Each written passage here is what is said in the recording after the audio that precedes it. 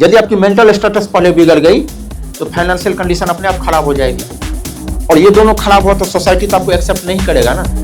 Society कभी accept नहीं करती है। संघर्ष आती रहेगी, बार बार आएगी, बार बार रिजल्ट अप डाउन होता रहेगा, लेकिन आप करते रहो, एक दिन आप कुर्सी पर बैठने के लायक हो जाओ।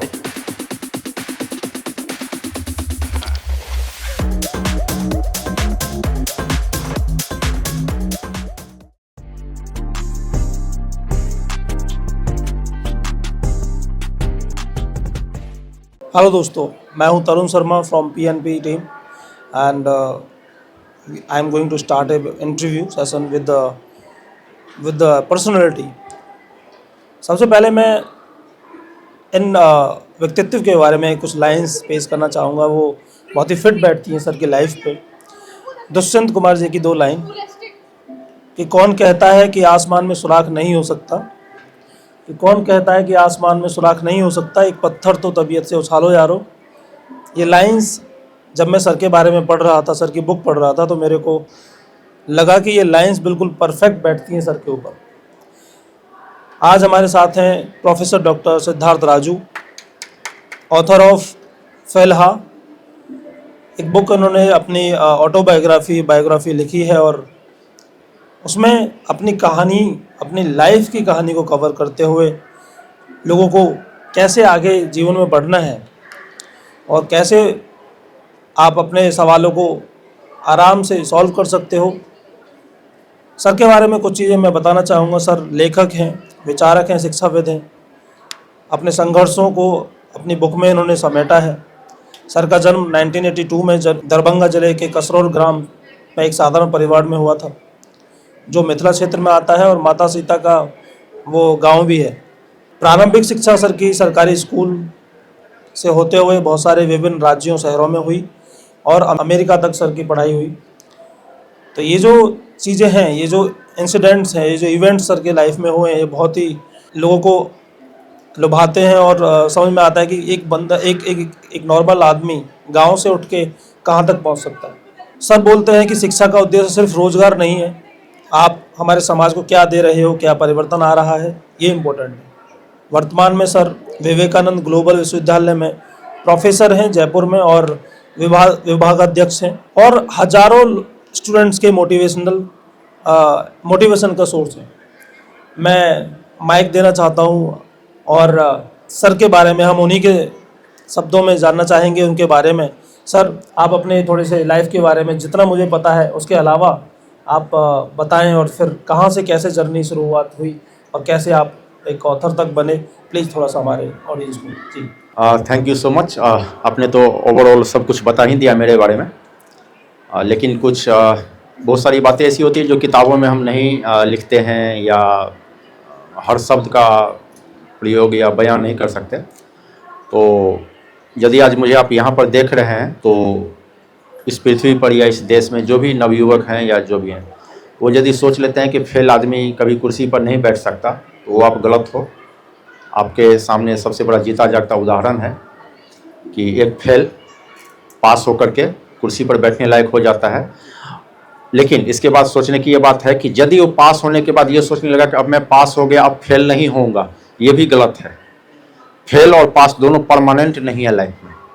यदि हमसे कुछ सीखना है तो सबसे पहले आपको ये सीखना पड़ेगा, फेल या पास लाइफ में कुछ परमानेंट नहीं होती। जो आज फेल है, मेहनत करेगा, स्ट्रेटजी ठीक रखेगा, धैर्य रखेगा तो पास हो जाएगा। जो पास है वो धैर्य रख लिया कि अब तो पास हो गए जी, अब कुछ नहीं करना है, तो अगला फेल है। पहला तो ये होती है, यदि हमारे एक्सपीरियंस से आप सीखो तो कंटिन्यू प्रयास करते रहो। आप या तो फेल हुए तो पास के लिए, और यदि पास हो गए तो उसको कंटिन्यू रखने के लिए प्रयास आपको हर दिन इक्वल ही करनी पड़ेगी। वो मैंने करते रहा। दूसरा कि लाइफ में एक पीरियड्स आते हैं, टाइम, जो कुछ दिन के लिए फेल होती है, कुछ दिन के लिए पास होती है। ज़िंदगी में 10 बार आप फेल हो सकते हैं, 10 बार आप पास हो सकते हैं। तो ये नहीं है कि हम शुरू में फेल थे तो आज हम कैसे हो गए। जब फेल थे तो 30 साल पहले की घटना है। उसके बाद 5 बार मैं पास हुआ, 5 बार फेल हुआ। आज मैं पास हूँ, हो सकता है कल मैं फेल हो जाऊँ किसी कारण, बस बहुत सारे कारण हो सकते हैं। तो उसमें ये नहीं सोचना होता है कि हम पास हो गए या फेल हैं, ये परमानेंट है। ये परमानेंट नहीं है। लाइफ में मृत्यु के अलावा परमानेंट कुछ भी नहीं। वो फिक्स है, 100% सत्य है, वो होगा ही होगा। उसके अलावा कुछ भी परमानेंट नहीं है। सिचुएशन के हिसाब से, समय के हिसाब से वो चेंज होती रहती है। तो हमारी ज़िंदगी से ये आप सीख सकते हैं। और संघर्ष तो करना सबको पड़ता है। अहंकार की ज़िंदगी में जगह नहीं है। अहंकार करने के लायक यदि इस पृथ्वी पर कोई हुए तो राम थे, कृष्ण थे, हनुमान थे। यदि उन्होंने अहंकार नहीं किया, उनके पास अहंकार करने के सब कुछ थे जो अहंकार करने के कारण होते हैं। यदि उन्होंने नहीं किया तो हम आपको नहीं करना चाहिए कि हम पास हैं तो सामने वाला फेल है। आप पास हैं तो इसका मतलब थे कभी फेल आप थे, और जो फेल है इसका मतलब है कि कभी न कभी वो पास होगा। तो ये संघर्ष की कहानी है इस किताब से। अब देखोगे कि एक इंसान का बचपन 7 ईयर्स से मुझे याद है मेमोरी अपनी, तो वहाँ से 42 ईयर्स तक का लिखा है मैंने इसमें, और पूरी संघर्ष है। सरल भाषा में मैंने संघर्ष को लिख दिया है। उससे आउटपुट ये निकलती है कि संघर्ष आती रहेगी, बार बार आएगी, बार बार रिजल्ट अप डाउन होता रहेगा, लेकिन आप करते रहो, एक दिन आप कुर्सी पर बैठने के लायक हो जाओ। बहुत बढ़िया आपने अपने बारे में, अपनी बुक के बारे में ब्रीफ दिया। सर, हम बार बार ये वर्ड यूज़ कर रहे हैं, फेल या पास, फेल हाँ या जो पास हुआ। मैं आपसे ये जानना चाहूँगा कि फेल व्यक्ति कौन होता है, फेल हम किसको बोल सकते हैं, एंड फेल की परिभाषा क्या है, फेल होने की? जी। फेल की कोई परिभाषा ही नहीं है। ज़िंदगी में कुछ चीज़ों की परिभाषा नहीं होती है और जानने का प्रयास भी नहीं करना चाहिए। दुनिया के 100 आदमी का आप नाम बता दीजिए जिसको आप लेते हैं कि ये सक्सेस थे उनके जैसा दुनिया में, वो सबके शुरू के 20 साल, 30 साल, 40 साल या 50 साल फेल रहे। मैंने 10 सक्सेस आदमी से बात किया कि आप तो सक्सेस है ना, तो उन्होंने बोला कि आप कैसे मान लिए कि मैं सक्सेस हूँ, मैं तो फेल हूँ। उन्होंने बोला, एक डेजिग्नेशन उनको मिली, पोस्ट मिली, तो हमने देख लिया कि साहब वो तो बड़ी पोस्ट पर हैं, वो तो सक्सेस हो गए। लेकिन उन्होंने व्यक्तिगत अपनी कहानी बताई, उसमें उन्होंने बोला कि मैं तो फेल हूँ। तो इसकी तो कोई परिभाषा ही नहीं है, फेल या पास। जो मेरी नज़र में फेल है, किसी और की नज़र में पास है, या अपने नज़र में पास है। जो मेरे नज़र में पास है वो खुद की नज़र में फेल है। कोई भी परमानेंट, किसी भी महापुरुष का आप जिंदगी उठा के देख लीजिए, चाहे वो राष्ट्रपति के पद पर हो, प्रधानमंत्री के पद पर हो, चाहे नेल्सन मंडेला हो, चाहे महात्मा गांधी हो, चाहे कोई हो, तो एक चीज में हम देख लेते हैं कि 3 लाइफ होती है इंसान की: सामाजिक लाइफ, व्यक्तिगत लाइफ और व्यावसायिक life, professional life, social life and personal life. तीनों में कभी इंसान पास हो ही नहीं सकता। इंसान तीनों में कभी पास हो ही नहीं सकता। तीनों में से एक में वो टॉप पर रहेगा तो 2 में वो फेल रहेगा। आप किसी इंसान का नाम बताइए, सब सामने बैठे हैं इतने पब्लिक, किसी एक इंसान का नाम बता दीजिए। राष्ट्रपिता गांधी जी थे ना, सामाजिक लाइफ में तो बहुत आगे थे, लेकिन प्रोफेशनल लाइफ में क्या थे? नहीं थे ना। व्यक्तिगत लाइफ में उनकी ज़िंदगी के बारे में कहानी पढ़े हैं आपने? उनकी व्यक्तिगत लाइफ कितनी परेशानी भरी थी। बहुत सारे, आप किसी का नाम उठा लीजिए, अब्राहम लिंकन उठा लीजिए, नेल्सन मंडेला उठा लीजिए, हमारे तो राम और कृष्ण हमारे रहे हैं ना, उनका ही उठा लीजिए। एक लाइफ तो उनका अच्छा था, 2 लाइफ उनका अच्छा नहीं था। तो आप किसको देख रहे हैं वो इम्पोर्टेंट है। परिवार में जो सफल है वो व्यवसाय में असफल हो सकता है, व्यवसाय में जो असफल है वो सामाजिक लाइफ में असफल हो सकता है। तो आपको ये चुनना है कि आप किस एक को लेके आगे बढ़ रहे हैं जो आपको अपने लक्ष्य तक पहुंचा दे। 2 को आपको छोड़ना पड़ेगा। इसकी कोई परिभाषा नहीं है। 100% कोई पास है ही नहीं जिंदगी में, और 100% कोई फेल भी नहीं है। इसकी कोई परिभाषा नहीं है फेल और पास। आप खुद के नज़र में पास हो जाओ, बात खत्म है। सबसे बड़ा है जिंदगी में आप खुद के नज़र में पास हो ना, दूसरे किसी से आप ना सर्टिफिकेट लो ना किसी को दो। सबसे पहले तो ये बंद करो, दूसरे को सर्टिफिकेट देना और दूसरे से लेना। आप खुद के नज़र में पास हो, बात खत्म है, आप पास हो। आपको खुद से खुद को बात करनी है, किसी और से नहीं पूछनी है। ये बात आपने बहुत अच्छी कही कि आप किसी के नज़रों में अगर पास होना चाहते हो या किसी और के लिए दिखना चाहते हो कि यस आई एम सक्सेसफुल, सो ये हो ही नहीं पाएगा, ये संभव ही नहीं है, ये बहुत ही मुश्किल है। यस, घर में 15 आदमी हैं, घर में 15 सदस्य हैं, तो 15 की अलग अलग डिमांड है। आप पूरा तो एक ही कर सकते हो ना, तो 14 डिमांड पूरा नहीं किया, उस टाइम के लिए 14 आपसे नाराज हैं। 3 दिन के बाद उसमें से कोई एक का कोई और डिमांड होगा, यदि उसकी आप पूरा कर देते हो तो 13 का आप डिमांड पूरा नहीं कर रहे हो। एक का डिमांड पूरा करने का मतलब है कि 13 का डिमांड पूरा नहीं हो रहा है, चाहे कुछ भी आप कर लो। तो उसके नज़र में तो सर्टिफिकेट आपको दे देगा कि आप फेल हैं जी, यदि आप पूरे दिन ये फेल और पास का सर्टिफिकेट लेते रहे ना, तो फिर आप जिंदगी में कुछ नहीं कर पाओगे।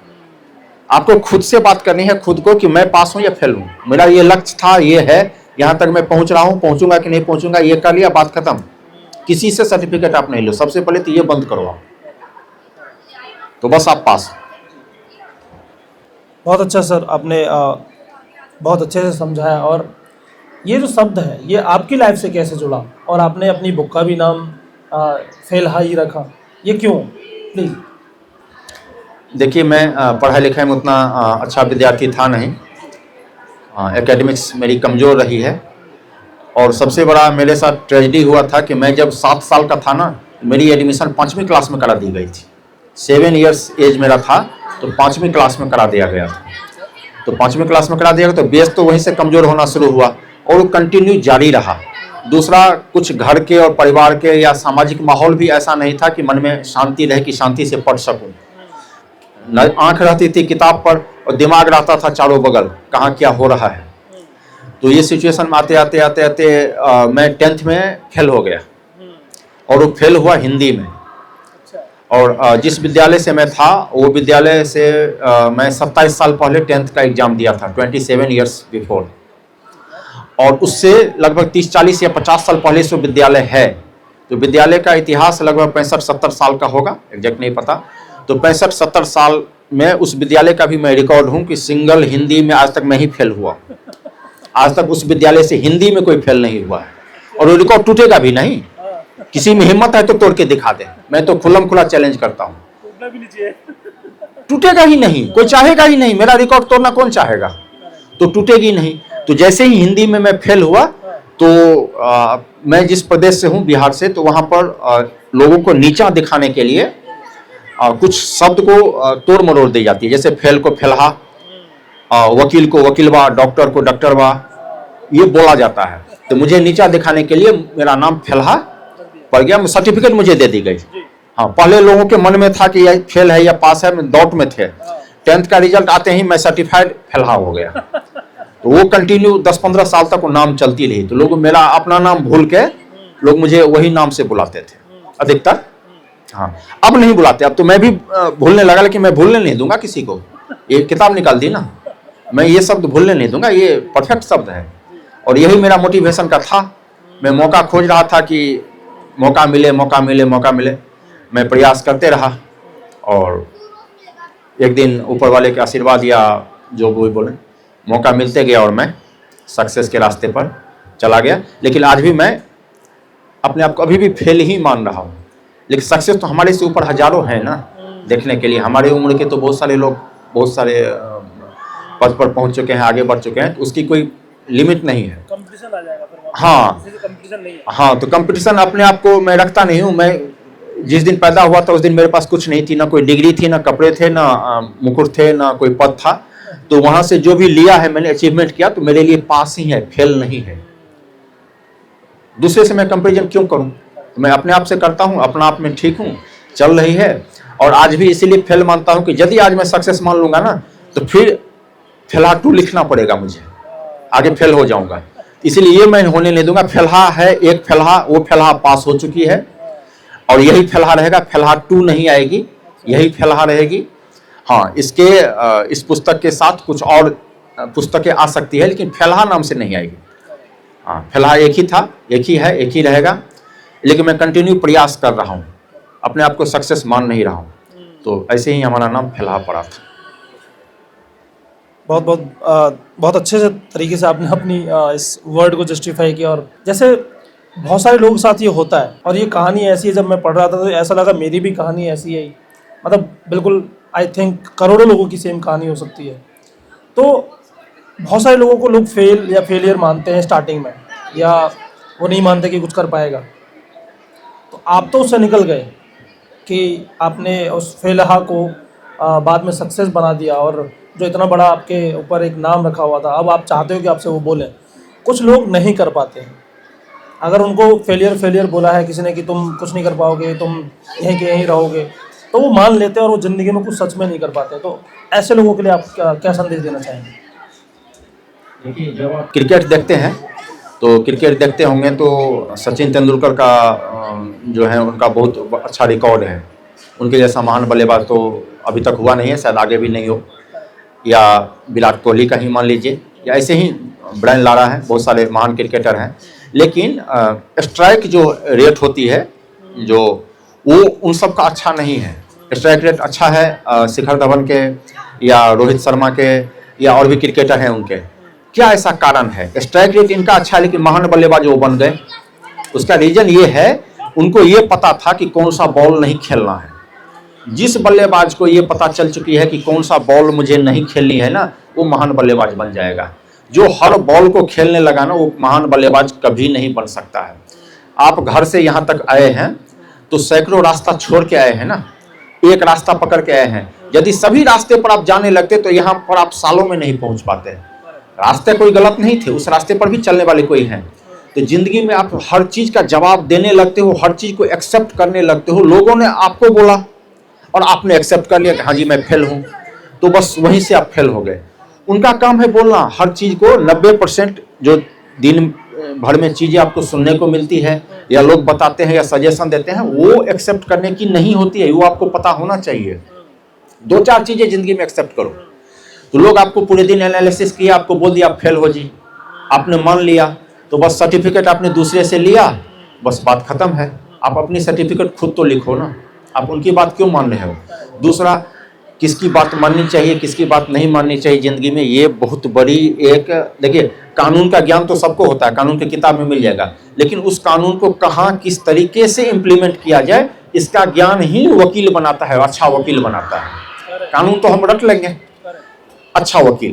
तो वैसे ही जिंदगी में यदि आपको आगे बढ़ना है तो किस चीज़ को एक्सेप्ट करना है, किसको नहीं करना है, किस चीज़ का जवाब नहीं देना है। यदि आप 100% बॉल को खेलने का प्रयास किए तो आप आगे, विकेट आपकी लूज होगी, आप महान नहीं बन सकते। तो 100 में से 90 चीज़ों को आप इग्नोर कर दो। लोग बोलते हैं उनका काम है, लोगों से आप सर्टिफिकेट लेना बंद करो, लोगों को देना भी बंद करो, आपका काम नहीं है ना। उसके लिए यूनिवर्सिटी, कॉलेज, विश्वविद्यालय बैठे हुए हैं सर्टिफिकेट देने के लिए। आप न लो सर्टिफिकेट, न किसी को दो। आपको जो ठीक लग रही है, ये 3 चीज़ें ठीक है जी, यही हम करेंगे, बात खत्म। हजारों चीज़ें ठीक है, सबको ग्रहण करने का प्रयास भी नहीं करो। आपकी लिमिट है, कैपेसिटी भगवान ने लिमिट में दे दी है, तो लिमिट में मैं इतना कर सकता हूँ, इसको अच्छा करूँगा, उसी को अच्छा करना शुरू करो। ये आपने कर लिया, आपको सक्सेस होने से कोई नहीं रोक सकता। आपके और सक्सेस के बीच में ये लोग हैं, हजारों क्वेश्चन हैं, और वो सभी क्वेश्चन फालतू के क्वेश्चन हैं। दवाई दुकान में हजारों दवाई है, आपके काम की तो 2 ही है ना, तो 2 दवाई लेके आप खाओ ना, कि हजारों दवाई खाओगे तो मरोगे आप जिंदगी में वही हजारों दवाई लेके खाना शुरू कर देते हो हर दिन। साहब सभी दवाई खानी है, सभी दवाई खानी है तो जाओ जी, मरोगे आप। तो सबसे पहले हमारे फेल और आज के बीच में सबसे पहले हमने ये किया। लोग बोलते हैं आपको समझ नहीं आते, हम लोग बोलते हैं बिल्कुल मैं तो बेवकूफ हूँ जी, मैं हूँ, अब बताइए क्या करना है। अब चेंज तो नहीं हो सकता ना मैं, अब 42 साल में क्या चेंज होऊंगा? इतना दिन मेरे माँ बाप हमको चेंज नहीं कर पाए, अब मैं चेंज होने का ये इससे बड़ा बेवकूफ़ी क्या होगा? क्यों चेंज हूँ? अब तो वो जो 2-3 दवाई मैंने सीख लिया ना कि ये दवाई खानी है मुझे, ये दवाई मुझे काम आती है, बस वही 2-3 दवाई खाता हूँ। कोई डॉक्टर कुछ भी लिख के चला जाए, मैं नहीं खाता। बीमारी है ही नहीं तो मैं डॉक्टर के लिखे हुए पर्चे से क्यों खाऊं दवाई? मुझे बीमारी नहीं है, मुझे लग रहा है कि मैं स्वस्थ हूँ, तो मैं क्यों खाऊं दवाई, चाहे वो डॉक्टर कितना बड़ा क्यों ना हो। आदमी का यह है कि हर दवाई खा लेता है, सबकी दवाई, ये डॉक्टर साहब का भी, ये डॉक्टर साहब का भी, ये डॉक्टर साहब का, तो मरोगे भैया। ये बंद करो सबसे पहले। ये बहुत अच्छा आपने एक लाइन बोली कि सुनना बंद करो पहले। हाँ, सभी को नहीं सुनना है, सुनना और सुनाना दोनों, सिर्फ काम पे ध्यान। हाँ, ये आपका काम नहीं है। किसी को सजेशन देना भी आपका काम नहीं है। आपके बच्चे थोड़ी है, आप अपने बच्चे को दो, दूसरे को क्यों दे रहे हो? तो सर आपके भी जीवन में जब आपको लोग ऐसे दबा रहे थे या फेला ऐसे शब्द यूज आपसे कर रहे थे, तो आपका वो आपको भी लगा कि हाँ मैं फेलियर हूँ, या मेरे आपको ऐसा फील हुआ कभी कि हाँ ये सही कह रहे हैं लोग, ऐसा कुछ जो आपको बोल रहे थे? मुझे कभी नहीं लगा कि मैं फेलियर हूँ या फेलियर होऊंगा। सिचुएशन है एक जिसमें मैं फंसा हुआ हूँ, तो वहाँ तो धैर्य रख के काम करो। सबसे लड़ नहीं सकता नहीं हूँ, इतना शक्तिशाली नहीं था कि सबको जवाब दूँ। तो यदि उस जवाब में रह जाऊँगा, सबको समझाने का प्रयास करूँगा, अब किसको समझाएंगे? अभी आप खुद सोच लीजिए कि एक मैं किताब रख दूं यहाँ पर 500 रुपये की, और 500 रुपये के फल फ्रूट सब्जी रख दूं, और 500 रुपये के एक नोट रख दूं। बंदर को यदि बुलाऊं तो बंदर इस तीनों में से क्या लेगा? फल उठाएगा। ठीक है, एक जानवर को, गाय बैल भैंस बकरी, उसको छोड़ दूं तो क्या उठाएगा? फल उठाएगा। और इन इंसान को छोड़ दूं तो पैसा उठाएगा। पुस्तक उठाएगा नहीं ना, लेकिन उस पुस्तक से वो दोनों चीज खरीदी जा सकती है। इंसान और बंदर बैल में कोई अंतर है क्या? आप उसको क्यों समझाने का प्रयास कर रहे हो? आप ये पुस्तक है ना, 150 करोड़ अपनी आबादी है ना, मैंने लिखा है सिर्फ 2% के लिए, इस देश के सिर्फ 2% लोगों के लिए। 150 करोड़ लोगों के लिए मैंने लिखा ही नहीं। तो जब लिखा ही नहीं तो उनसे मैं सजेशन क्यों लूं? 150 करोड़ हैं, लेकिन है 2%। आपकी जिंदगी में सैकड़ों लोग हैं, काम सिर्फ 2% ही आएंगे। वो आपको आइडेंटिफाई करना को 2% कौन है। रेस में सिर्फ 2% ही लोग हैं, और सब सामाजिक ऐसी व्यवस्था है जिसके कारण वो बैठे हुए हैं। 7 साल का हुआ, 5 साल का हुआ, पिताजी ने स्कूल में भेज दिया। वो भेजना है, सभी के बच्चे जा रहे हैं तो हमारे भी जाएंगे। 12वीं तक सभी के बच्चे कर रहे हैं तो हमारे भी करेंगे। मकसद नहीं है उसका पढ़ना, मकसद नहीं है कि उसका आगे बढ़ना, वो मकसद नहीं है। मकसद सिर्फ 2% का ही है। जो भी काम आप कर रहे हो ना, उसमें सिर्फ रेस में 2% है। किसी ने हमको पूछ दिया कि रेस में तो है ही नहीं कोई, रेस में कोई नहीं है। आप तो 2 साल 1 साल थोड़ा मेहनत करके आगे बढ़ जाओ। दौड़ लगाते हो ना, 500 आदमी दौड़ लगाते हैं, 3 मिनट आप थोड़ा स्पीड से दौड़ लो, सांसें वांसें फूलेगी। उसके बाद पीछे घूम के देखोगे सब पीछे लगे, बस 4-5 आपके साथ हैं, वही 2% जो रेस में है। और सब तो ऐसे ही एक व्यवस्था बनी हुई थी, वो भी आके खड़े हो गए जी। तो जो भी काम आप कर रहे हो ना, इस देश में रेस ही नहीं है, रेस है ही नहीं, रेस के लिए कोई है ही नहीं, रेस के लिए कोई है ही नहीं। 150 करोड़ है ना, जो काम आप कर रहे हो ना, मुश्किल से 10, 20, 50 हजार, 1 लाख लोगों से आपकी रेस होगी 150 करोड़ में से। आप तो ये सोचो कि 10,000 लोगों में जीतना है, 150 करोड़ का आप मत सोचो। आप तो विनर हो ही हो। हमारे एज के तो करोड़ों लोग होंगे ना। कितने आदमी की पुस्तक आई बता दीजिए, रेस में कौन कौन है? नहीं है ना, नहीं है। 5-10 होंगे, 20 होंगे, तो रेस कहाँ है? रेस नहीं है। आप तो मतलब सोच के मैथमेटिक्स में फंस जाते हो। 150 करोड़ आबादी है जी, 150 करोड़ आबादी नहीं है। आप जिस काम में करो उसकी आबादी देश में 1 लाख, 2 लाख, 5 लाख, 10 लाख होंगे। आप मेहनत करो, आगे निकल जाओगे। सबसे कम रेस इस देश में है, सबसे कम रेस। सबसे ज्यादा भीड़ है वो देखने के लिए, भीड़ है देखने के लिए, रेस बहुत कम है। जो आप काम कर रहे हो उसमें रेस नहीं है इस देश में। आप थोड़ा स्ट्रगल कर दो, आप उसी के साथ टहल रहे हो, तब आपको रेस दिख रही है ना। थोड़ा स्ट्रगल मार दो, आप आगे बढ़ जाओगे, सब पीछे हो जाएंगे। ये बात बिल्कुल जायज़ है कि आप जो कंपटीशन, हम सोचते रहते हैं कि बहुत सारे कंपटीटर्स हैं। जब हम गवर्नमेंट जॉब की तैयारी कर रहे होते हैं, हमारे स्टूडेंट्स, तो वो बोलते हैं कि हमारे यहाँ पे बहुत सारे लोग तैयारी कर रहे हैं, करोड़ों लोग तैयारी कर रहे हैं, और जॉब छोटी सी है, थोड़ी सी वैकेंसी है। तो ये बहुत सही बात है कि आप किसी से कंपटीशन औरों से नहीं कर रहे, आप खुद से कर रहे हो। आप अपने आपे से कर रहे हो कि हाँ, जो मैं कल था उससे बेटर हूँ आज, राइट। ये बिल्कुल जायज़ है कि आप कंपटीशन है ही नहीं आपका। सर, गरीबी क्या सिर्फ पैसे की कमी के कारण होती है? बहुत सारा ये प्रॉब्लम है। आपका भी जीवन बहुत गरीबी में बीता शुरुआत में, तो क्या गरीबी सिर्फ पैसे की कमी के कारण होता है, या आपके जीवन में गरीबी ने आपको कैसे हेल्प किया, आपके जीवन को कैसे आकार दिया? जी देखिए, आर्थिक गरीबी मिटाने के लिए सबसे पहले मानसिक गरीबी मिटानी पड़ेगी। आप मानसिक रूप से गरीब सबसे पहले हो जाते हो तो आर्थिक रूप से अमीर कभी नहीं हो सकते। आपकी सोच ही अमीर वाली हो ही नहीं रही है, आपकी सोच ही गरीब वाली हो रही है। आप अमीर वाली सोच उत्पन्न करना पड़ेगा आपको मेंटली रूप से। जैसे ही आपने सोच उत्पन्न किया ना अमीर वाली, आपके जेब में अपने आप पैसे आने शुरू हो जाएंगे। इसका कोई फॉर्मूला नहीं है। आपको मेंटली रूप से पहले अमीर बनना पड़ेगा, मेंटली। उसके बाद जेब आपकी अमीर अपने आप हो जाएगी। 2 साल कोई भी काम आप करते हैं ना, 1 साल 2 साल आप अपना माइंडसेट चेंज करो। आप उच्च क्लास के लोगों, जिसकी मेंटल स्टेटस हाई हो, उसके साथ बैठना शुरू करो। मेंटल स्टेटस हाई का मतलब ये नहीं है डिग्री धारी, कि बड़ी बड़ी डिग्री उनके पास है उनका मेंटल स्टेटस हाई होगा, जरूरी नहीं है। हो सकता है बड़े पोस्ट पर हो उनका मेंटल स्टेटस हाई होगा, जरूरी नहीं है। और बहुत सारे लोग मैं ऐसे बता दूंगा जो 5वीं, चौथी, तीसरी या 10वीं पास है, उनका मेंटल स्टेटस जिसको इंटेलेक्चुअल हम बोलते हैं वो बहुत हाई है। आप उनके साथ बैठना शुरू करो। आपको एक चीज बताइए, हम गांव में 10 आदमी बैठते हैं ना, 10, तो वहां पर क्या चर्चा होती होगी?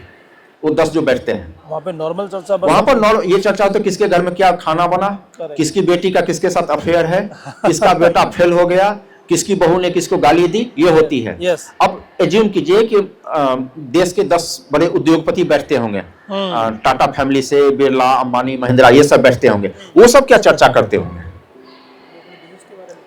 वो ये चर्चा करते होंगे क्या कि टाटा जी ने शादी नहीं किया, उसका बेटा भाग गया, उसकी बेटी का ये हो गया? ये चर्चा करते होंगे क्या? नहीं करते होंगे ना। तो बस अमीर और गरीब में यही अंतर है। जिस दिन जो गरीब अपने आप को मान रहा है वो ये चर्चा करना शुरू कर दे कि उसने आगे बढ़ा तो कैसे बढ़ा होगा, कितना स्ट्रगल किया होगा, कितना मेहनत करा होगा, कितना बुक पढ़ा होगा, ये सब वो चर्चा शुरू कर दे ना, उसको अमीर बनने से कोई रोक नहीं सकता। वो चर्चा ही नहीं करता है, वो पूरे दिन वही चर्चा करता है जो उसको गरीब बना रहा है कि वो क्या हो गया, उसके घर में क्या खाना बना, किसके साथ अफेयर हो गया, किसके गाय को बछड़ा हुआ, किसका बेटा किसको मारा, गाली दिया, जबकि इसका कोई आपकी जिंदगी में लेना देना नहीं है। हाँ, प्रोडक्टिव नहीं है। तो आप कुछ दिन बड़े आदमी के पास बैठो, मैं भी अपने यूनिवर्सिटी में बैठता हूँ या कभी मिल जाते हैं ना, जैसे कल ही एक मंत्री जी मुझे मिले थे, 1 घंटा उनके साथ बैठा, उन्होंने स्वामी विवेकानंद जी की जिंदगी पर चर्चा की, एपीजे अब्दुल कलाम जी की जिंदगी पर चर्चा की। तो मुझे बहुत सारी चीजें उसमें सीखने को मिल गया। यदि मैं अपने गांव के किसी आदमी के पास बैठता ना, तो रात में क्या खाना बनेगा उस पर चर्चा होती, किसका किसके साथ अफेयर हो गया, किसका किसके साथ झगड़ा हो गया, इस पर चर्चा होती। तो हम कहाँ से अमीर बनेंगे? अमीर बनने के लिए, जेब में पैसे लाने के लिए मेंटल स्टेटस सबसे पहले अमीर बनाओ, अपने आप अमीर बन जाओगे। उसका कोई फॉर्मूला है ही नहीं, यहाँ से है। बहुत सही बात कही सर आपने। जब हमारे पास आर्थिक तंगी होती है, मैंने ये पढ़ा भी है, देखा भी, अपने साथ भी हुआ है कि जब हम जो चीज़ें अपनी आर्थिक तंगी में सीख सकते हैं वो आप कहीं और किसी बुक में भी नहीं पढ़ सकते।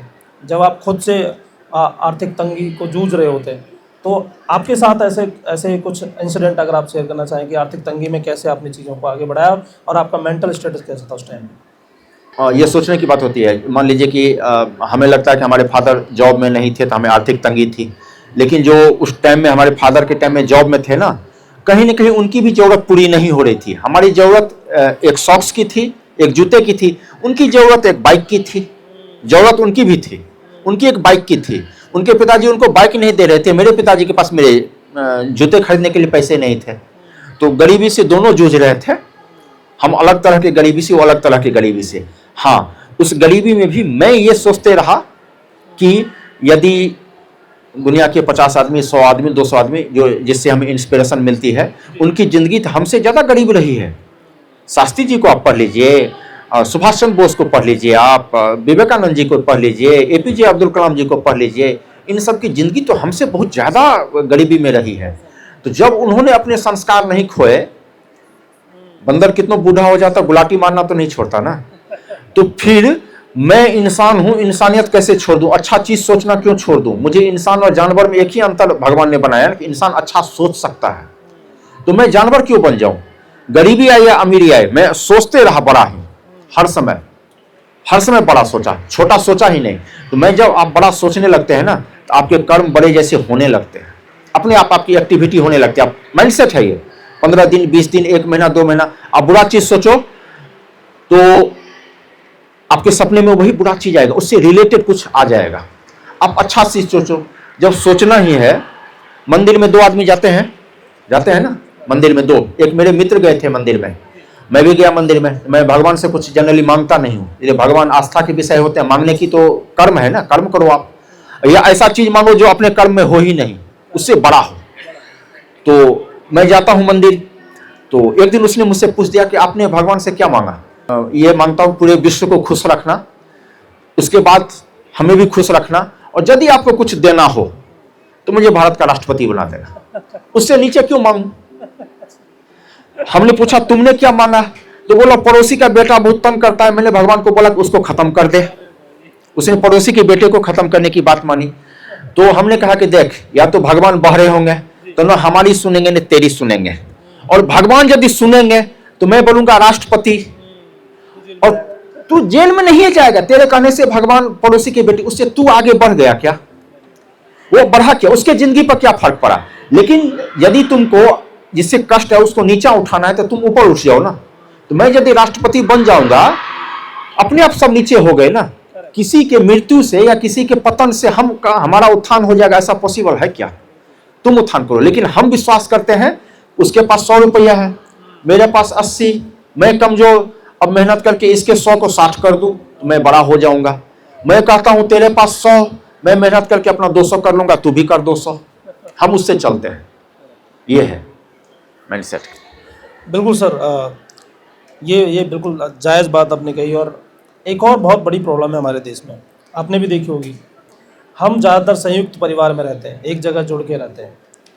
कभी कभी जो स्टूडेंट्स हैं, जो विद्यार्थी हैं, वहाँ पे संयुक्त परिवार में रहने की वजह से उनके ऊपर बहुत बड़ा दबाव होता है, हर इंसान का, फैमिली मेम्बर्स का। तो क्या आपके साथ भी ऐसा हुआ और आपने कैसे इन चीज़ों को ओवरकम किया प्लीज़? और कोई स्टूडेंट कैसे कर सकता है, क्योंकि वहाँ पे सब बड़े हैं आपसे और सबकी सुननी है, कोई कुछ कह रहा है, कोई कुछ कह रहा है, तो ये कन्फ्यूजन है, इसको कैसे टैकल किया जाए? लाइफ में जहां पर ये आती है ना कि सबकी सुननी है, वहां पर फिर इंसान किसी का नहीं सुन पाता है। तो सबकी सुननी है, ये फॉर्मूला सबसे पहले आपको बंद करनी पड़ेगी। देखिए, हर चीज में हर इंसान का सजेशन लेना ठीक नहीं है। यदि कोई डॉक्टर है ना, तो उनसे स्वास्थ्य के बारे में और ट्रीटमेंट के बारे में आप जानकारी ले सकते हो। यदि उनसे आपने घर के नक्शे बनवाने शुरू कर दिए ना कि डॉक्टर साहब पढ़े लिखे हैं, घर का नक्शा बना देंगे, तो वो घर प्रॉपर नहीं बनेगा। तो कहाँ पर किसकी सजेशन लेनी है, सबसे पहले तो ये देखना पड़ेगा आपको किस आदमी से क्या सजेशन लेना है। यदि लॉ के कोई जानकार हैं तो उससे जुडिशियरी का हम सजेशन ले सकते हैं, लेकिन यूनिवर्सिटी का सजेशन नहीं ले सकते ना, वो कैसे बता देंगे? और यदि वो बताएंगे तो आपका मन भरने के लिए बता देंगे, तो कुछ गलत बता देंगे। वो गलत दवाई आपने खा ली तो आपको तो मौत निश्चित है। तो सबसे पहले परिवार में दोनों तरफ से होता है। एक तो हम सबकी सुनने लगते हैं कि चाचा है, ताऊ है, फूफा है, मामा है, ये यहाँ पर पहुंच गए, यहाँ पर पहुंच गए, यहाँ पर पहुंच गए, तो पूछ लेते हैं कि मैं क्या करूं। अब चाचा ने बोल दिया इंजीनियरिंग की है तो इंजीनियरिंग कर ले, मामा चार्टर्ड अकाउंटेंट है तो उसने बोले चार्टर्ड अकाउंटेंट कर ले। भाई साहब, इसको तो बनना था एक्टर, एक ने चार्टर्ड अकाउंटेंट में घसीट दिया, एक ने डॉक्टर में घसीट दिया, वो कहीं का नहीं रहा, वो हो गया बर्बाद। तो सबसे पहले तो सबकी सुनना बंद करो। बच्चों के लिए आप अपनी इच्छा अपने गार्जियन को बताओ, एक दिन सच्चाई तो आएगी। देखो, आज नहीं बताओगे ना तो 25 साल 30 साल की एज में जाते जाते आप हो गए फेल हो गए, मैंने सक्सेस नहीं कर पाओगे। सक्सेस नहीं कर पाओ तो वही गार्जियन जो आपके आसपास में है वही आपसे पूछेंगे और सुनाएंगे कि तुम सक्सेस क्यों नहीं हुआ। तो 25 साल आप चुप रहे, एक दिन तो बोल रहे हो ना 30 साल के बाद। तो जो 30 साल में बोला 10 साल में बोलते पापा मुझे यही करना है, मैं इसमें आगे बढ़ जाऊंगा, मुझ पर विश्वास रखो। समझाओ, 10 दिन समझाओ, 20 दिन समझाओ, 30 दिन समझाओ, वो समझ जाएंगे। क्यों नहीं समझेंगे? वो आप ही के भलाई के लिए कर रहे हैं ना। ये तो बच्चों के लिए है। और पेरेंट्स के लिए है कि अधिकतर पेरेंट्स, हमारे सोसाइटी में दिक्कत क्या है ना कि इंसान अपनी रिमोट सोसाइटी के हाथ में दे रखा है।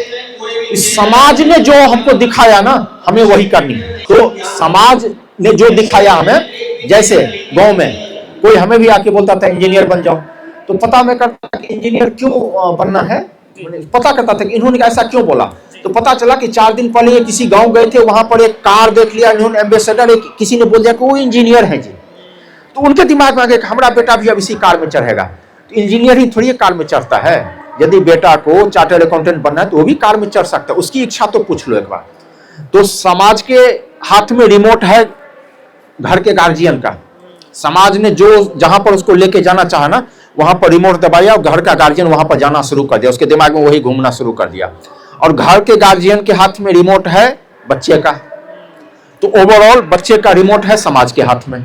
वो जिधर लेके जाना चाहता है उधर वो चला जाता है, उसी में वो फंसता है। इसीलिए 90% रिजल्ट रास्ते में ही भटक जाती है, अटक जाती है, या आती है तो बहुत देर आती है, तब तक समय आपका खो गया रहता है। यदि 24-25 साल तक आप नहीं संभले ना, कोई भी यंगस्टर्स, 35 साल में तो आप बड़े से बड़े पोस्ट पर चले जाओ, उतनी सफलता नहीं मिलेगी जितनी 24 साल की एज में यदि आप इंडिपेंडेंट हो गए, अपने पैर पर खड़े हो गए, तो सफल होने की संभावना ज्यादा। 10 साल आप एक्स्ट्रा टाइम में हो, 10 साल। यदि 45 साल की एज में आप प्रोफेसर बन ही गए, तो आपके बच्चे तो तब तक 25 साल के हो चुके हैं, 20 साल के हो चुके हैं। अब आपके बच्चे पर क्या प्रभाव पड़ेगा आपके पैसे आने से या आपकी सफलता से? तब तक इसका भविष्य खत्म हो चुका है। तो प्रयास करो सही समय पर सक्सेस हो जाओ, अपनी टैलेंट देखो कि आप क्या कर सकते हो। यदि मैं समाज के हिसाब से चलता ना तो मैं थोड़ा चार्टर्ड अकाउंटेंट रहता, थोड़ा डॉक्टर भी रहता, थोड़ा इंजीनियर भी रहता, और थोड़ा भैंस भी चराते रहता, थोड़ा किसान भी रहता, थोड़ा पायलट भी रहता। मैंने 30-40 नौकरी हम कर चुके होते। मैं सोच लिया था कि अपनी क्षमता जिसमें है वही करूंगा, और अपनी क्षमता से आज ठीक ठाक जगह पर हूं। तो रिमोट दूसरे के हाथ में दे रहे हो वो बंद करो सबसे पहले। 90% समस्या का जड़ वहीं पर है।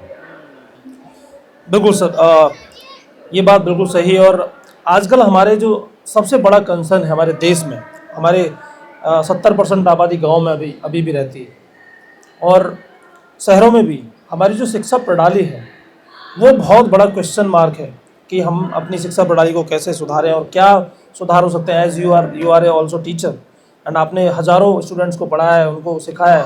आपको क्या लगता है हमारी शिक्षा प्रणाली में क्या सुधार की जरूरत है? देखिए, शिक्षा जो है ना वो शिक्षित होने का विषय है। शिक्षा जो है इंसान को इंसान बनाने का विषय है, नौकरी का विषय है। हमारे देश में बच्चा पैदा होता है, उसको 5वीं क्लास से शिक्षा का मतलब बता दिया जाता है कि नौकरी, और नौकरी में भी सरकारी नौकरी। ये तो शिक्षा का मतलब ये है ही नहीं। नौकरी एक जरूरत है जो करना है, सबको करना है, चाहे वो शिक्षित हो या नहीं हो। जो अशिक्षित है वो भी तो नौकरी कर ही रहे हैं ना, कुछ ना कुछ करते हैं जरूरत पूरा करने के लिए, वो अलग चीज है। तो हमारे बचपन से ही एक घुटन पिलाई जाती है बच्चे को कि शिक्षा, पढ़ाई लिखाई करो कि नौकरी मिलेगी।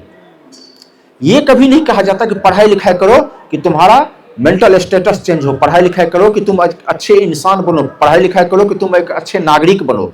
और हमारे यहाँ शिक्षा को मापा जाता है कि आपने पैसा कमाना शुरू, इसका मतलब है कि आप शिक्षित हैं। और पैसा नहीं कमा रहे हो और चाहे कितनों शिक्षित हो ना, उसको समाज डिस्कार्ड कर देता है कि नहीं ये मतलब शिक्षित नहीं है।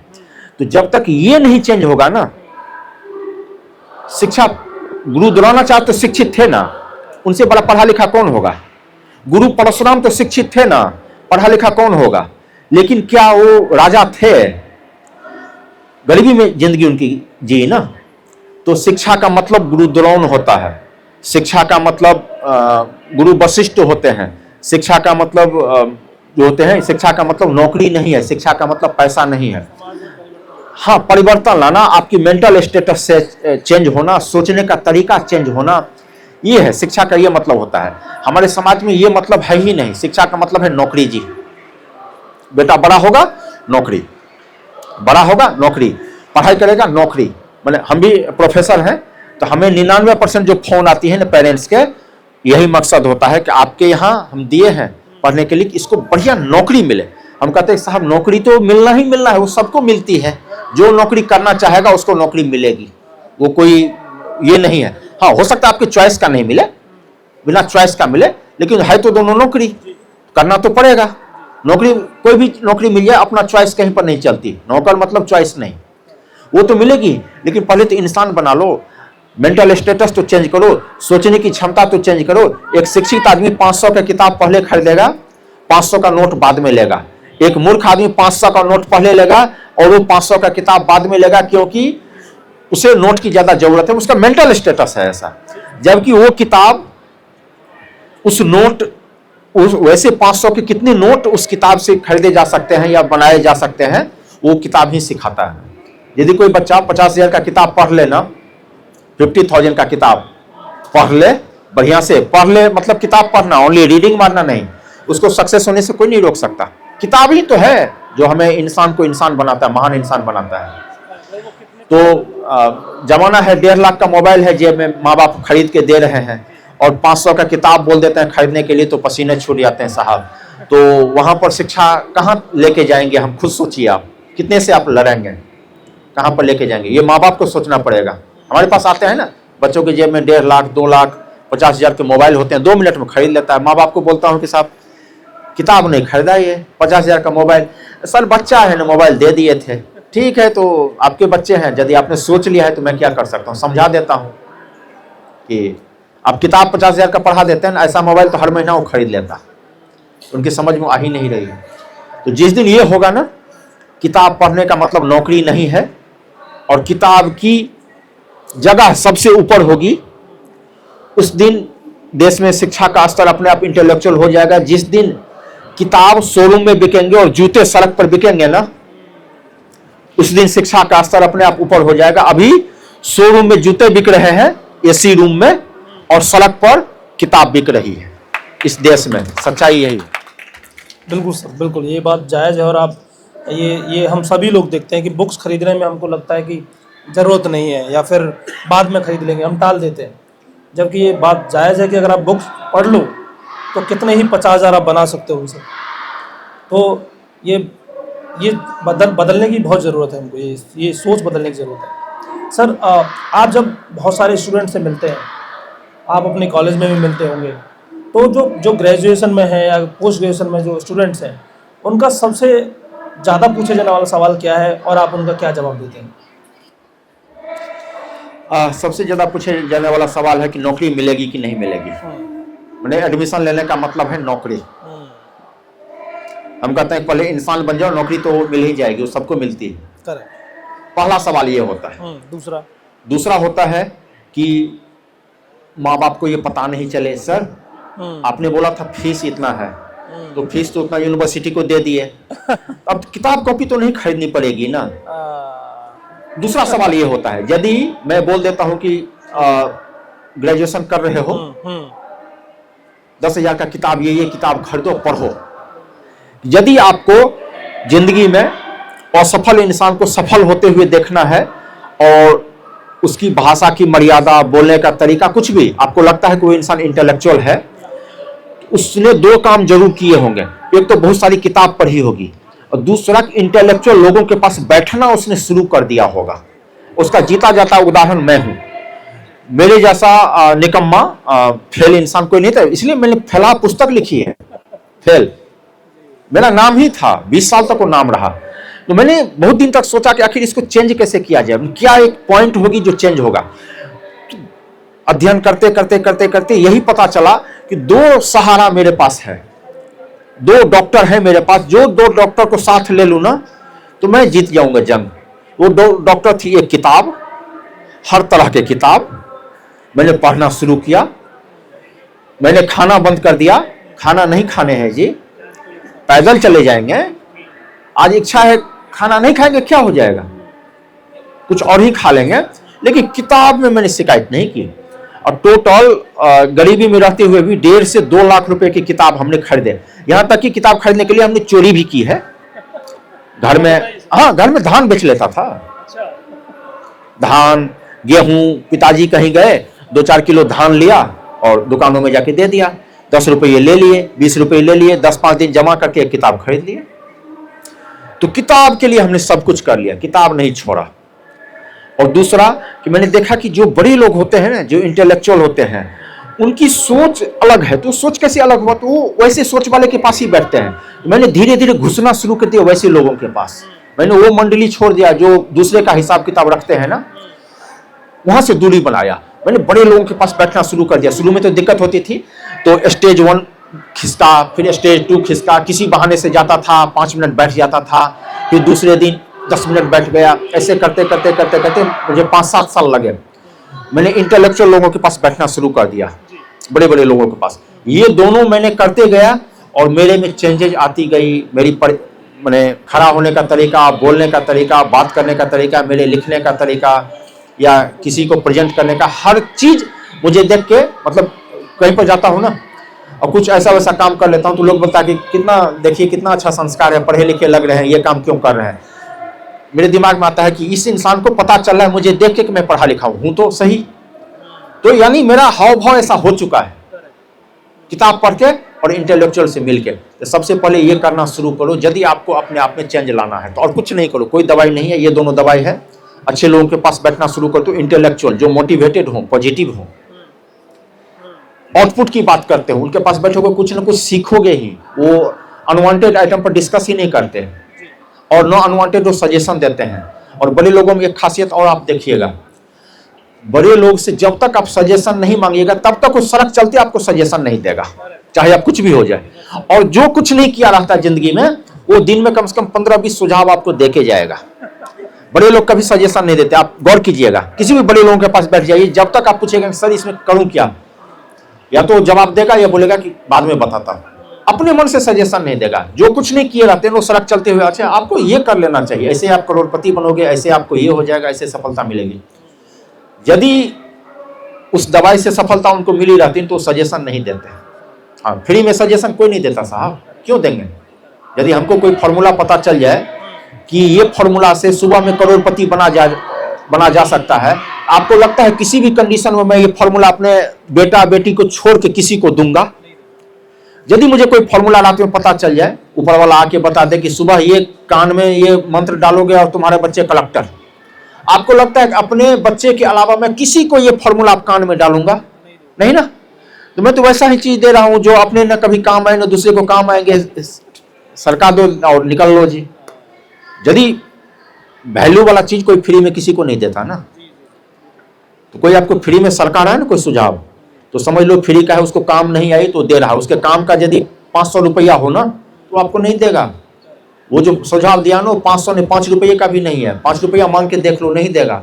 तो सुझाव 5 रुपये से कम के, इसीलिए वो दे रहा है फ्री में आपको। वो लेना बंद करो और इंटेलेक्चुअल के पास बैठो, किताब पढ़ो। 5 से 7 साल लगते हैं चेंज होने में मैक्सिमम।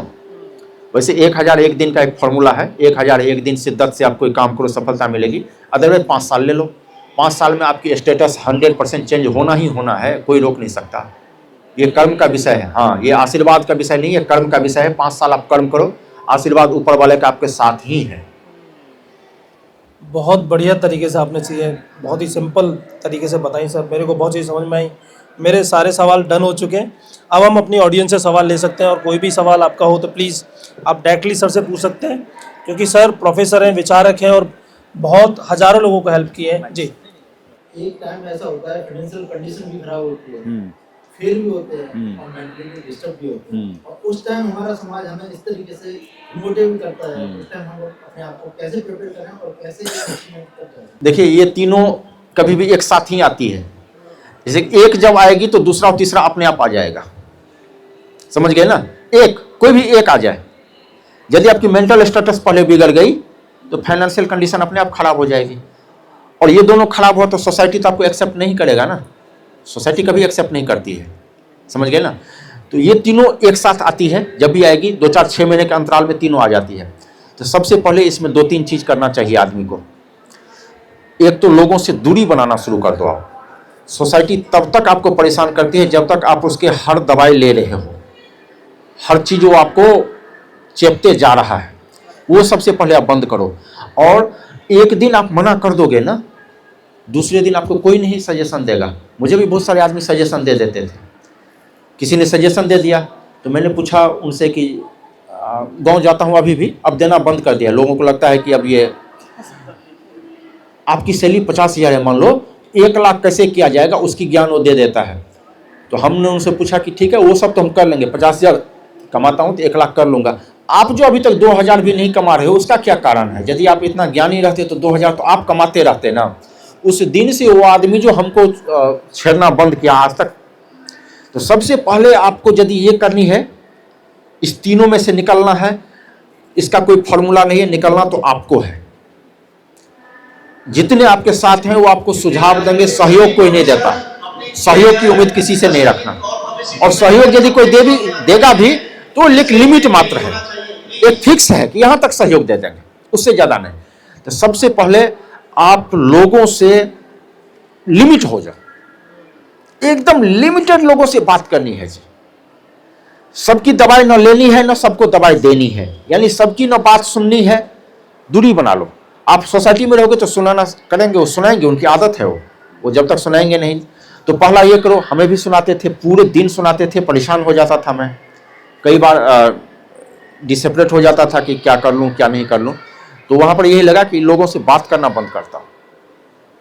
सबसे पहले मेंटल स्टेटस तो आपका किसी का भी खराब कर दे। दिक्कत यह है कि प्रधानमंत्री जी ऐसे जगह रहते हैं कि वहाँ लोग सजेशन देने ही नहीं पहुँच सकते। यदि वो अपना फेसबुक खोल के देखना शुरू करें ना तो शाम तक तो गए हो, 50 करोड़ लोग गाली देते होंगे फेसबुक पर, वो खोलते ही नहीं है, उन्होंने दूरी बना ली। एक बड़े पोस्ट पर पहुंच के कलेक्टर है, एसपी है, वो अपने बंगले में है, उसके गांव में क्या सजेशन हो रही है उसको पता नहीं है, बात तो उसके बारे में भी ऐसा ही हो रहा है, वो सुन नहीं रहा है। समझ गए ना? आपका दिक्कत यह है कि आप उस परिवेश में हो जहां सुन रहे हो पूरे दिन, आप ऐसे जगह पर हो सुन रहे हो। सबसे पहले यह प्रयास करो कि ऐसे जगह आप जाओ, यदि वही हो तो लिमिट कर दो, या ऐसे जगह जाओ जहां पर आपको कोई जानता ही नहीं हो, आपके बारे में बातें कम हो जाएगी। 3 साल रगड़ के मेहनत करो, आपकी हर चीज ठीक हो जाएगी। 3 साल मैक्सिमम। डिसअपॉइंट होने की कोई जगह नहीं है कि मैंने फेल हो गए, क्या हो गया।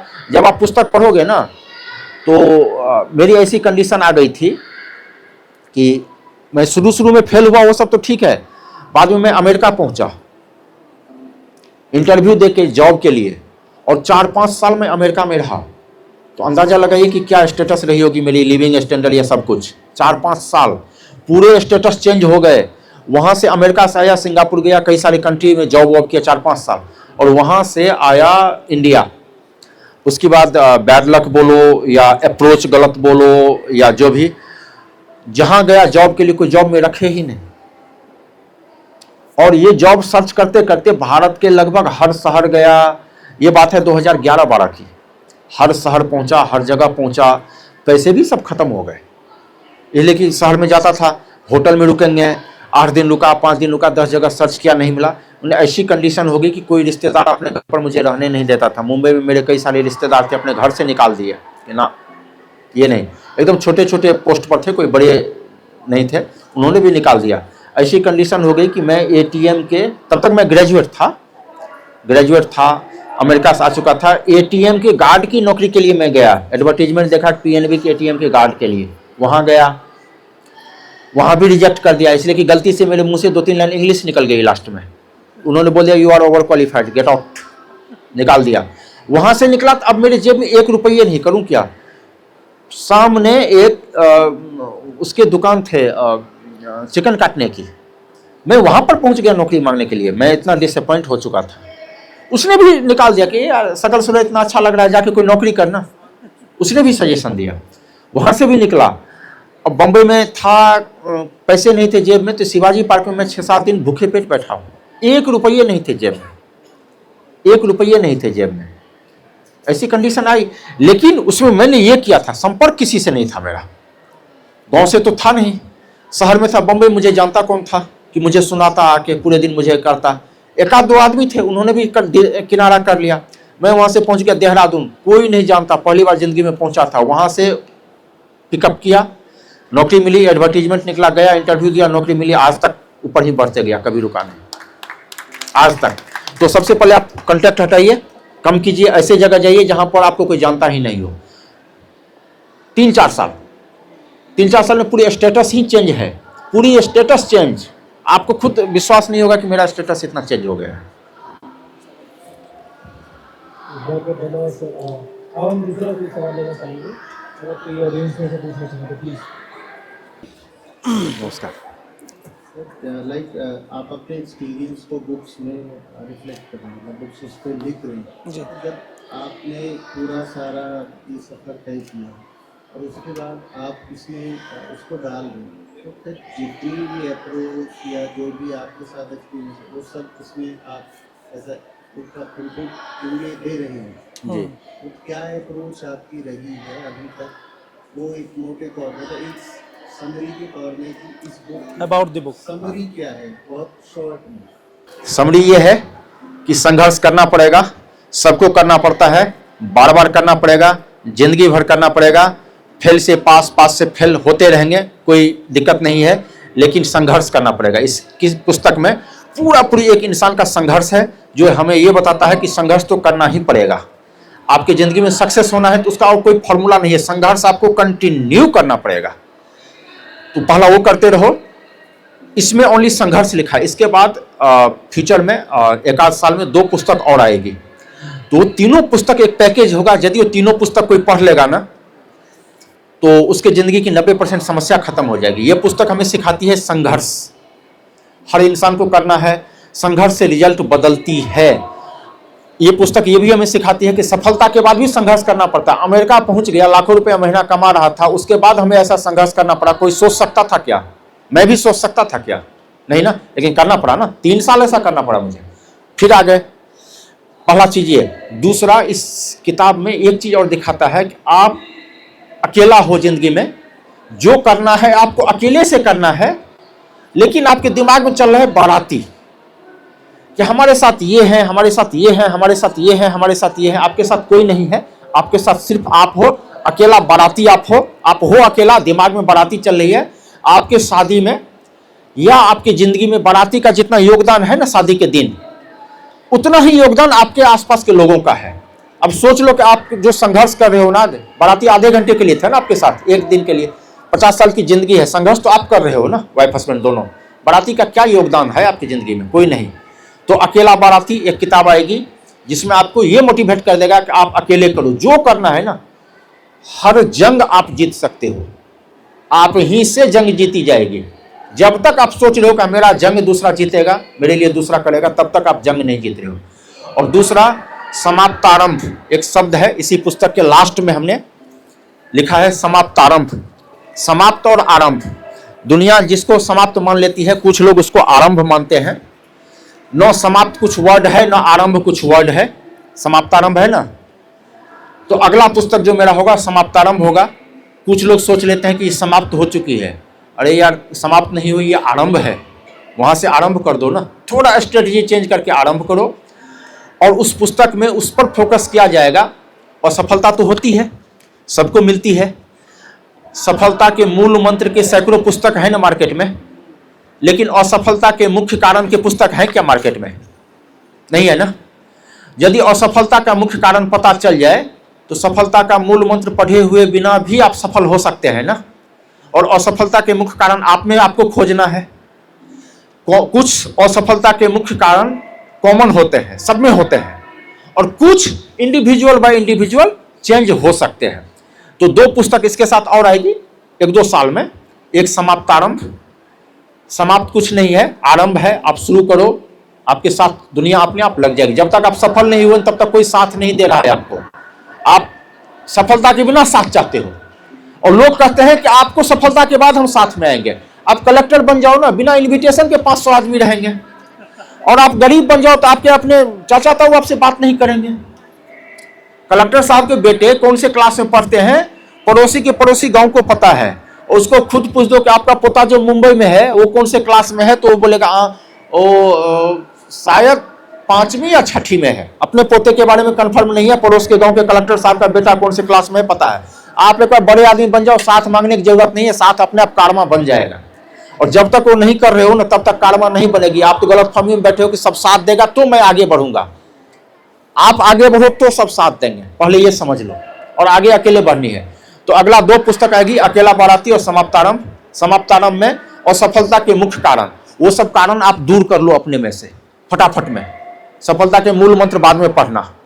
पहले जो दवाई, जो चीज खा के आपको परेशानी हो रही हो, खाना तो बंद करो ना, फिर दवाई खाएंगे। और दूसरा, अकेला बाराती। ये कंसेप्ट लेके नहीं चलो कि पूरा बारात हमारे साथ है, चाचा ताऊ मामा फूफा दोस्त, ये सब कोई साथ नहीं आने वाला है। तब तक साथ है जब तक आप मदद नहीं मांगे हो। आप तो मदद मांग के देख लो, कहानी खत्म, लोग साथ छोड़ देंगे आपसे। तो ये है बुक है, ये मैंने पढ़ी है। और इसमें ये सिर्फ ऑटोबायोग्राफी नहीं है, जिसमें अपनी कहानियाँ सिर्फ अपने जीवन को नहीं बताया, बैलेंस बना के देखिए। जीवन के साथ साथ बैलेंस बनाना बहुत जरूरी है जिंदगी में। जीवन के साथ में आप सर ने कैसे उन सिचुएशंस को हैंडल किया।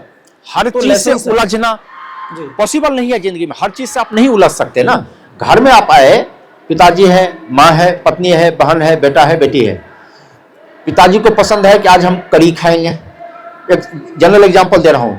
माँ को है कि आज हम दाल खाएंगे, पत्नी को है बैगन खाएंगे, बेटा को भिंडी पसंद नहीं है, पनीर खाएगा, और बहन जो है सो उसको कुछ और खाने हैं। बनेगा तो एक ही चीज ना। तो एक चीज बनेगा तो नाराजगी तो होगी, नाराजगी तो होगी। यदि पिताजी की इच्छा से बन गया तो पत्नी बोलेगी कि हम अर्धांगिनी है जी, हमारा बात नहीं पिताजी का बात। और यदि पत्नी का बात मान लिए तो माँ और पिताजी बोलेंगे कि देखो अब बेटा कितना बदल गया है, पहले तो ये था, आज जो है सो पत्नी के हिसाब से बन रहा है खाना। इसमें यदि आप उलझ गए ना, लोगों को जवाब देना शुरू कर दिया ना, तो फिर आप कहीं नहीं निकल पाएंगे। मझधार से आपको बचना है। यही सब में आदमी फंसता है। इसमें स्ट्रेस होगा, दिमाग में आएगा, फिर बात आगे बढ़ती है। तो जिंदगी में 90% चीज़ है जिसको इग्नोर करना चाहिए। हर चीज़ का जवाब देने के लिए यदि बैठ गए ना, तो फिर जवाब देने लायक नहीं रह जाएंगे। समझ गए ना? लेकिन इतने क्वेश्चन पुट अप होंगे तो सेलेक्टेड चीज़ रखो, जिस चीज़ का आउटपुट आपको मिले। अब कहोगे आउटपुट किस चीज़ का मिलेगा? एक जनरल चीज़ बताता हूँ। जो चीज़ आप सीवी में लिखते हो ना, रेज्यूमे में, इंटरव्यू में जब जाते हो ना, आपसे जो जो चीज़ पूछ रहा है ना, वो चीज़ आउटपुट वाला है। उसने इंटरव्यू में कभी पूछा है क्या कि आप बेईमान हो कि ईमानदार हो? नहीं पूछता है ना। कभी पूछता है क्या कि आप सत्य बोलते हो कि झूठ बोलते हो? कभी पूछा है किसी से? नहीं ना। कभी पूछता है कि आपके कितने अफेयर हो चुके हैं? कभी पूछता है क्या? कभी पूछा है क्या कि आपकी वाइफ हस्बैंड का रिलेशन कैसा है? नहीं पूछा है ना। तो ये सब चीज़ में क्यों उलझ रहे हो? ये सब चीज़ पूछने लायक है ही नहीं, तो फिर उसमें नहीं उलझो। ये सब चीज़ को इग्नोर करो, अपने आप जिंदगी आसान हो जाएगी। जी प्लीज़ पहले नाम बताइएगा फिर सवाल।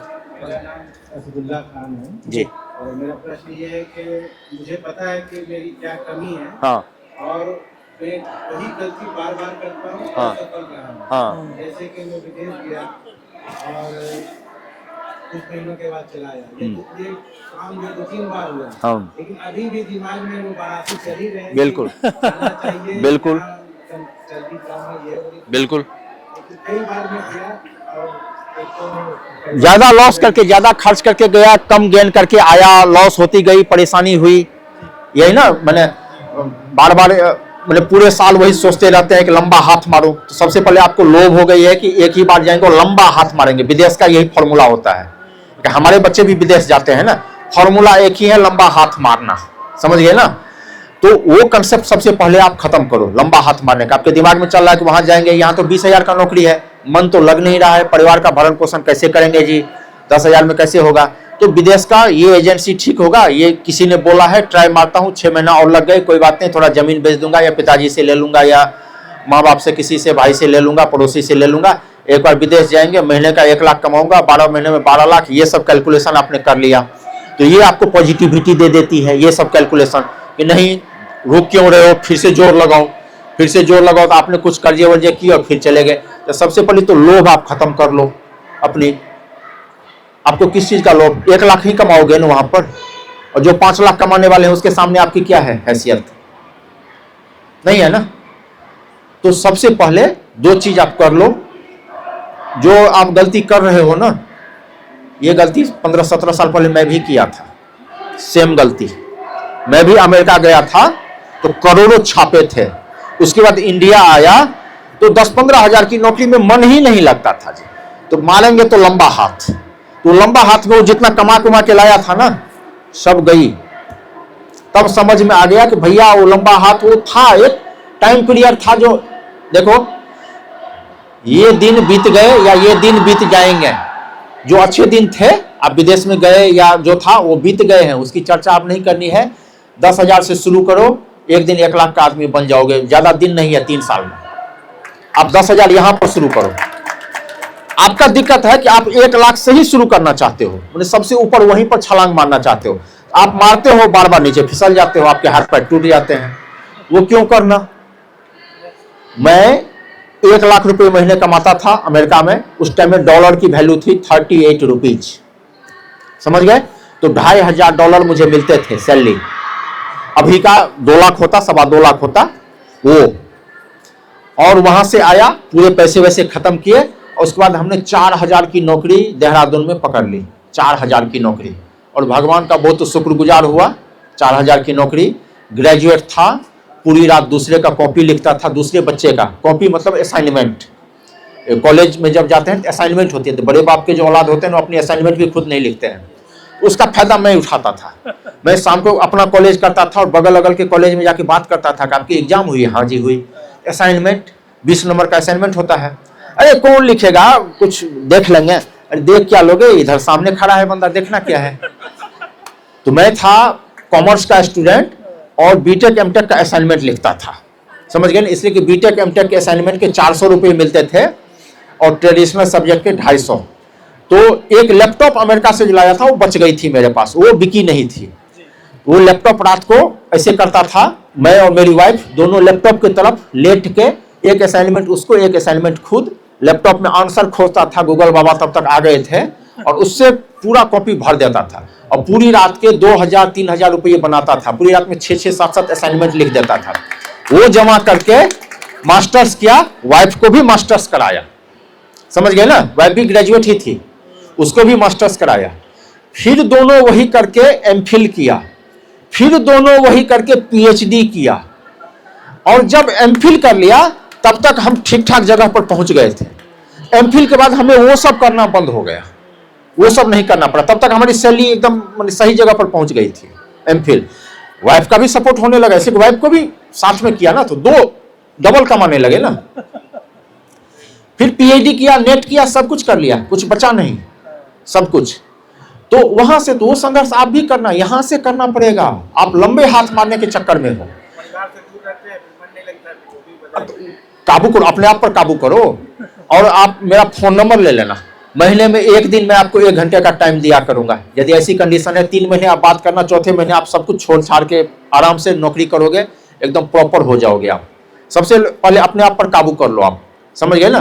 तो दुनिया के भंवर जाल में फंस गए, दूसरे को देखा, दूसरे ने कह दिया कि वहां जाओगे, वो एजेंसी है उसके थ्रू भेज चले जाओगे, 2 लाख रुपए खर्च कर दो, और उसमें आप फंसते गए हैं ज्यादा, और ज्यादा फंसने पर ज्यादा गलती होती जाती है। लेकिन ऑप्शन फिर कम होते जाते हैं ना आपके पास, गलती करने के ऑप्शन भी कम होते जाते हैं, और मदद के भी ऑप्शन कम होते जाते हैं। सबसे पहले वो बंद करके 3 साल आप परिवार को त्याग दो, सब कुछ बात रखो, लेकिन फर्स्ट प्रोफेशनल लाइफ, इसलिए कि प्रोफेशनल लाइफ से ही आप जिंदा हो, उसको पकड़ लो फर्स्ट वो, और 16 घंटे 15 घंटे काम करना शुरू करो, सफलता से कोई नहीं रोक पाएगा। 4000 से लाखों पर मैं पहुंच गया, कोई भी पहुंच सकता है। और कैसे पहुंचाऊं तो मैं जानता हूं ना। घर में एक गैस के चूल्हे थे, उस पर एक बर्तन था जिसमें पहले चावल बनाता था, फिर थाली में चावल दे देता था, फिर उसमें दाल या सब्जी बनाता था, फिर उस थाली के ऊपर वो देता था, और फिर उसमें दोनों, मैंने 2 नहीं, और बेटी भी एक थी 2 साल की, वो तीनों हम खा लेते थे नीचे ही। ऐसा रहा करीब 5-6 साल तक ऐसा कंडीशन। लेकिन जो पैसा आता था वो मैं पढ़ाई में लगा देता था। तो मेरी अपनी स्टैंडर्ड, इसलिए मैंने सोच लिया कि इसकी स्टैंडर्ड पहले बढ़ा लो, अपनी स्टैंडर्ड तो ये यदि साथ में रहा ना 1 साल में बढ़ा लेंगे। फिर ऐसा समय है कि 1 ही साल में दोनों ने कार, फ्लैट, ये सब कुछ धीरे धीरे खरीद लिया, कोई दिक्कत नहीं आई, कहीं पर नहीं दिक्कत आती है। बहुत बढ़िया, बहुत बढ़िया। Thank you so much.